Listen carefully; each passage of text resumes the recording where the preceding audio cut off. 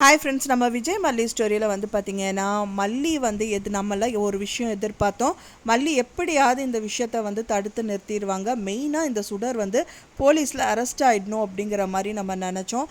But ஆனால் வந்து பார்த்திங்கன்னா, யாராவது ஹெல்ப் பண்ணியிருக்காங்களா மல்லிக்கு அப்படின்னு பார்த்தா, இப்போ ப்ரோமோவில் காமிச்ச மாதிரி பார்த்திங்க அப்படின்னா வந்து மல்லிக்கு யாருமே ஹெல்ப் பண்ணாத மாதிரி தான் இருக்குது. அது வந்து தற்செயலாக ஒரு விஷயத்த வந்து மல்லியை கண்டுபிடிச்ச மாதிரி தான் ஒரு ப்ரோமோ காமிச்சிருக்காங்க. மெயினாக வந்து கோயிலில் வந்து எல்லாம் பொங்கல் வைக்கணும் அப்படின்னு சொல்லிட்டு எல்லாம் ப்ரிப்பேர் பண்ணிட்டு இருக்காங்க போன எபிசோட் பொறுத்த வரைக்கும். ஸோ மல்லியும் வந்து பார்த்தீங்க அப்படின்னா ஓகே அப்படின்னு சொல்லிட்டு அவங்களும் அங்கே நின்றுட்டு இருக்காங்க.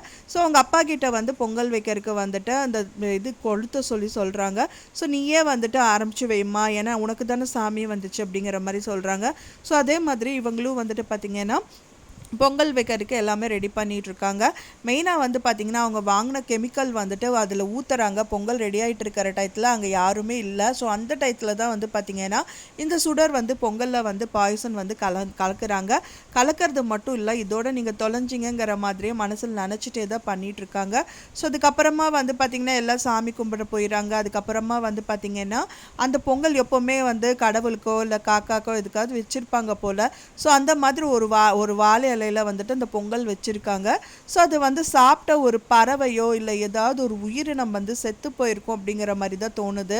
அதனால் மல்லி வந்து பார்த்திங்கன்னா அதை பார்த்த உடனே மண் எடுத்து அதில் போடுறாங்க. போட்டது மட்டும் இல்லாமல் வந்துட்டு அந்த கோயிலுக்குள்ளே என்ட்ரி கொடுத்தோடனே விஜய் என்ன கேட்குறாருன்னா, மல்லி நீ பொங்கல் பானை எடுக்க தானே போயிருந்தேன், எங்கே பொங்கல் பானையை காணும் அப்படிங்கிற மாதிரி கேட்குறாரு. இல்லைங்க, அதில் வந்து விஷம் கலந்துருக்கு அப்படிங்கிற மாதிரி ஒரு வார்த்தையை விடுறாங்க. ஸோ ஃபைனலாக வந்து பார்த்திங்கன்னா எல்லாம் ஸ்டன்னாகி நின்றுட்டுருக்காங்க. இவளுக்கு எப்படி தெரிஞ்சுது, நம்ம யாரும் இல்லாத போது தானே இந்த வேலை பண்ணோம், இவளுக்கு எப்படி தெரிஞ்சுது, ஒன்றும் புரியலையேங்கிற மாதிரி பயங்கரமாக ஸ்டன் ஆகிட்டு தான் இந்த சுடர் வந்து நின்றுட்டுருக்காங்க. ஆனால் கண்டிப்பாக இந்த மாதிரி தான் ஏதாவது ஒரு விஷயம் நடந்திருக்கும், யாரும் சொல்லியிருக்க மாட்டாங்க. இவங்களும் பெருசாக அதாவது இதில் வந்து விஷம் கலந்துருப்பாங்கன்னு ஒரு கெஸ்ஸிங் கூட இருந்திருக்காது.